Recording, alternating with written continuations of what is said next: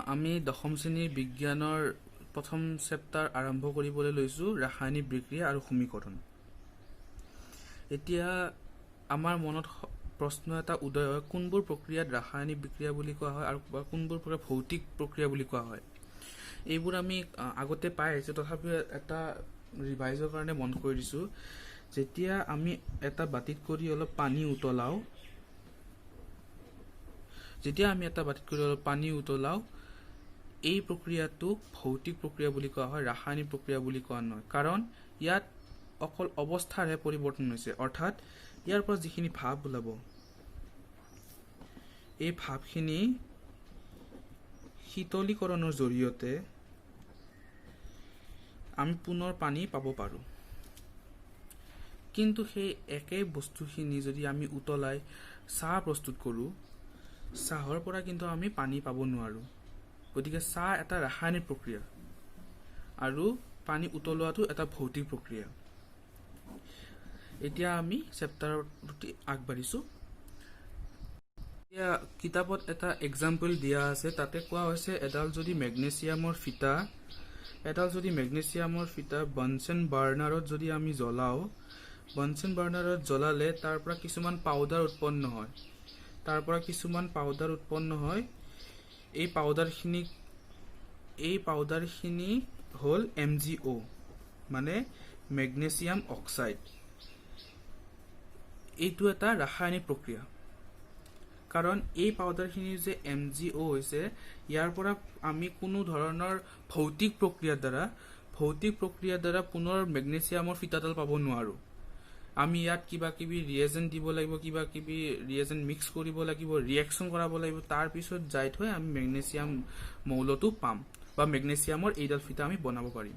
গতিকে এইটো এটা ভৌতিক প্ৰক্ৰিয়া। এতিয়া আমাৰ প্ৰশ্ন হ'ল,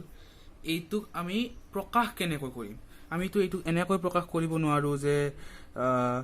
মেগনেছিয়ামৰ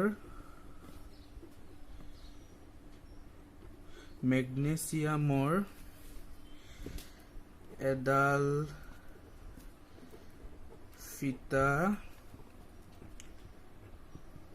বায়ুত পুৰিলে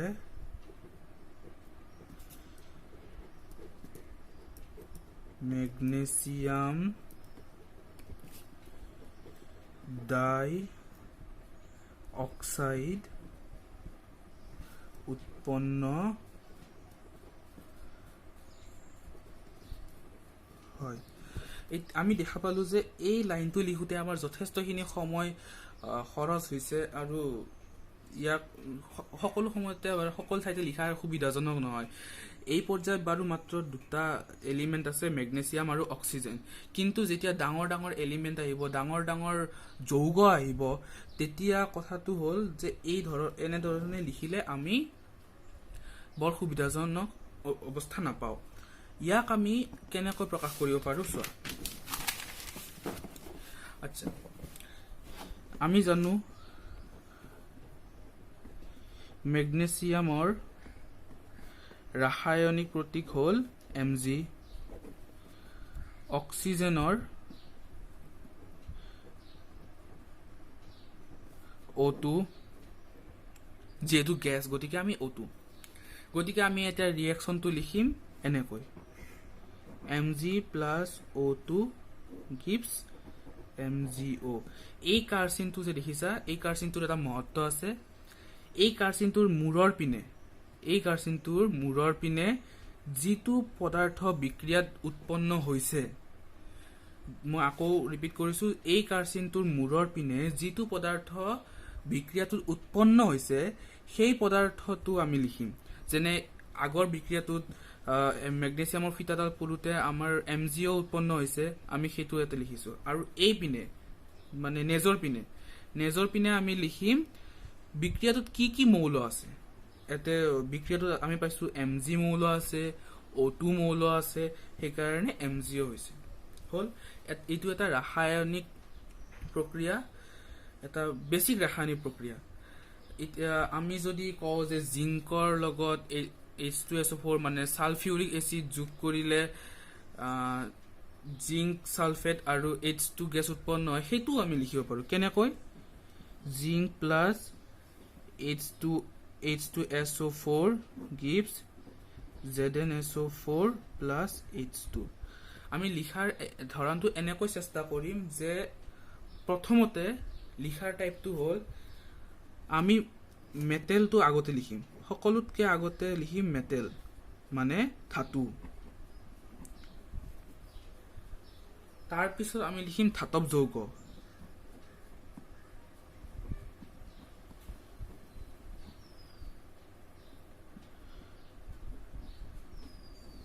মানে মই এইটো সাইডৰ কথা কৈ আছো দেই এইটো সাইডত কি লিখিম প্ৰথমতে লিখিম আমি ধাতু যদি বিক্ৰিয়াত কিবা ধাতু থাকে ধাতুৰ লগত ৰিঅ্যাকশন থাকে তেতিয়া হলে প্ৰথমতে আমি আমাৰ প্ৰিফাৰেন্স হ'ব ধাতুটোৰ ওপৰত তাৰ পিছত ধাতব যৌগ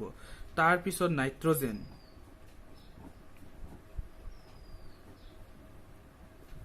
তাৰ পিছত অক্সিজেন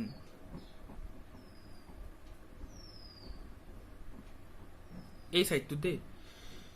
আৰু শেহত পানী ঠিক তেনেকৈ আমি এইটো সাইডত কি লিখিম প্ৰথমতে এইটো সাইডত লিখাৰ নিয়মটো হ'ল প্ৰথম আমি প্ৰিফাৰেন্স দিম মানে প্ৰথম অগ্ৰাধিকাৰ দিম আমি যেটো উৎপন্ন হৈছে যেটো আমাৰ মেইন প্ৰডাক্ট যেনে ইয়াতে এই বিক্ৰিয়াটো এইটো উৎপন্ন হৈছে এইটো আমাৰ মেইন প্ৰডাক্ট এইটো আমি প্ৰথমতে লিখিছো তাৰ পিছত H2 গেছ লিখিছো হল এইটো এটা সৰল ৰাসায়নিক প্ৰক্ৰিয়াৰ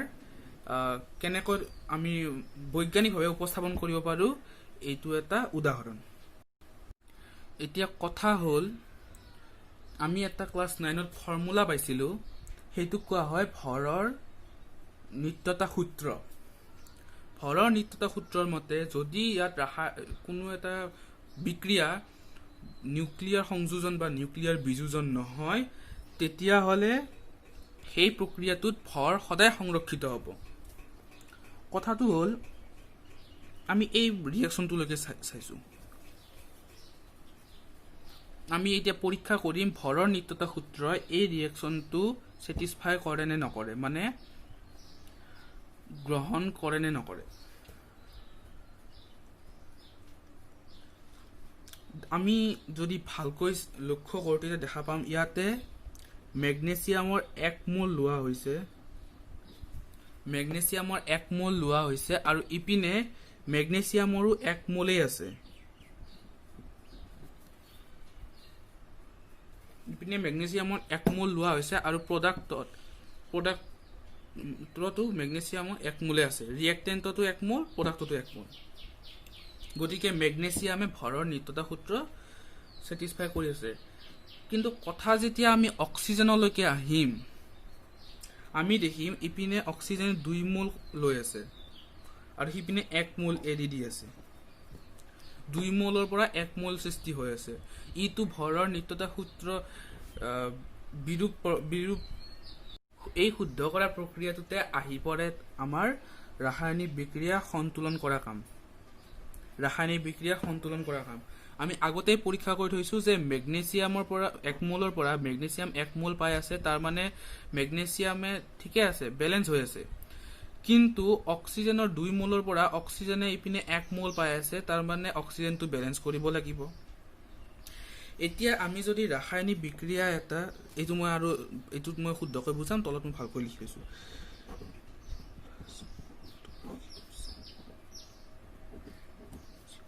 এতিয়া এই ৰাসায়নিক প্ৰক্ৰিয়াটোত আমি অক্সিজেনটো ব্যালেন্স কৰিবৰ কাৰণে অক্সিজেনটো যদি তলত লিখি দিও এনেকৈ যদি লিখি দিও ই কিন্তু ভুল হ'ব ই বেলেগ এটা যৌগহে খুচাব এইটো যৌগ নুখুচায় মানে দুইটো যদি আমি তলত লিখি দিও ইয়াৰ সম্পূৰ্ণ ক্যাৰেক্টাৰ চেঞ্জ হৈ যাব যেটো ইয়াৰ লগত মেটচ নহয় আমি কি কৰিম কেনেকৈ শুদ্ধ কৰোঁ তেতিয়া হলে কি কৰিম অক্সিজেনক ব্যালেন্স কৰিবৰ কাৰণে প্ৰথমতে এইটো 2 আগত 2 বুলি লিখি দিম ঠিক আছে এই দুইটো যে আগত লিখিলো 2MgO ই খুচাই ইয়াত 2 মোল মেগনেছিয়াম আছে আৰু 2 মোল অক্সিজেন আছে ইয়াত 2 মোল মেগনেছিয়াম আমি লৈছো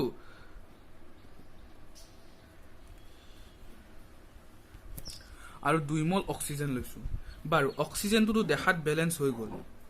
কিন্তু কথা হ'ল এতিয়া মেগনেছিয়ামটো ইপিনে 1 মল লৈ আছিলোঁ কিন্তু ইপিনেতো 2 মল হ'ল মেগনেছিয়ামটো কেনেকৈ বেলেঞ্চ কৰিম মেগনেছিয়ামৰ আগতো এটা 2 লিখি দিম হ'ল এতিয়া আমি আকৌ পৰীক্ষা কৰিম 2 মল মেগনেছিয়াম ইয়াতে 2 মল মেগনেছিয়াম আমি লৈছিলোঁ তাৰ লগত অক্সিজেন আমি পাইছোঁ MgO 2 মল ইপিনে মেগনেছিয়ামৰ 2 মল ইপিনে মেগনেছিয়ামৰ 2 মল ইপিনে অক্সিজেনৰ 2 মল ইপিনে অক্সিজেনৰ 2 মল তাৰ মানে আমাৰ বিক্ৰিয়াটো সন্তুলিত হৈছে আমি এটা বেলেগ এক্সাম্পল ল'ব পাৰোঁ যেনে আমি ল'লোঁ H2 + O2 gives H2O আমি জানো এইটো পানীৰ এটা ৰিয়েকশ্যন এইটো কেনেকৈ বেলেঞ্চ কৰিম একেই কথা প্ৰথমতে পৰীক্ষা কৰিম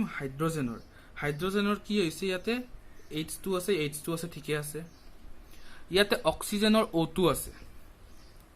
ইপিনে অক্সিজেনৰ O2 আছে ইপিনে অক্সিজেনৰ অকল সিঙ্গল O আছে তো আমি কি কৰিম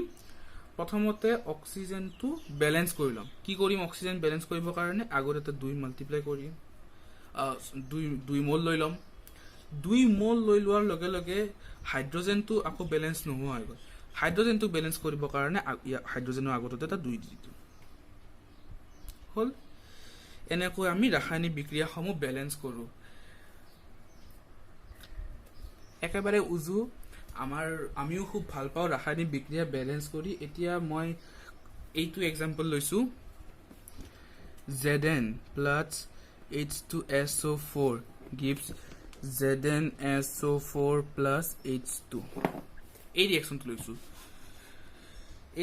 লৈছোঁ আমি ইয়াতে আমি পৰীক্ষা কৰোঁ প্ৰথমতে আমি ধাতুৰ পৰীক্ষা কৰিম মই আগতে কৈছোঁ প্ৰথমতে ধাতু তাৰপিছত ধাতৱ যৌগ তাৰপিছত হাইড্ৰজেন তাৰপিছত অক্সিজেন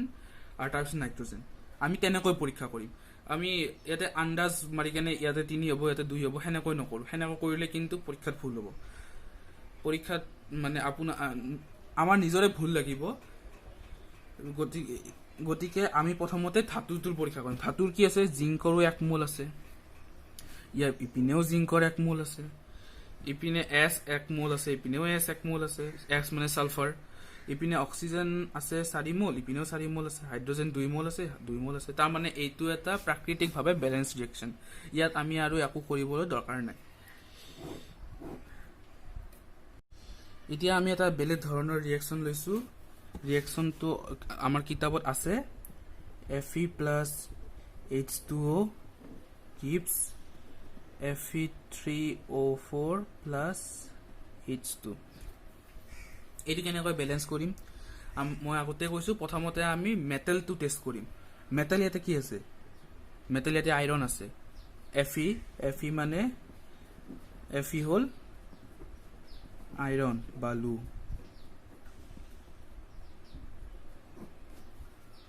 Fe মানে আইৰন বালু Fe হ'ল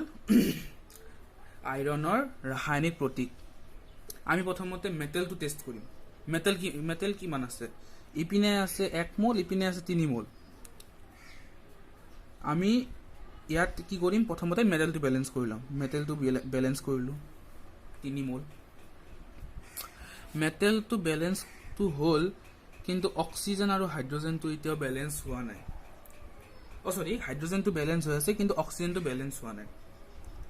অক্সিজেনটো বেলেঞ্চ কৰিবৰ কাৰণে আমি কি কৰিম ইপিনে অক্সিজেনটো যেহেতু এইপিনে বাঢ়ি আছে আমি বেলেঞ্চ ইপিনে কৰিম এইপিনে কি কৰিম কিমান বাঢ়ি আছে 4 ইপিনে 1 তো আমি ইয়াক 4 মোল কৰি ল'ম 4 দি পূৰণ কৰিম তো এইটো 4 মোল হ'ল এইটো 4 মোল হ'ল এইটো 4 মোল হোৱাৰ লগে লগে হাইড্ৰজেন ইপিনে 8 মোল আছে ইপিনে আকৌ 2 মোল আছে ইয়াক আমি আকৌ বেলেঞ্চ কৰিবৰ কাৰণে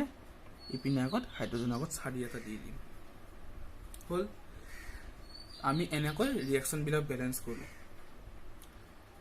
এতিয়া তোমালোকৰ কাৰণে এটা হোমৱৰ্ক যে CH4 plus H2O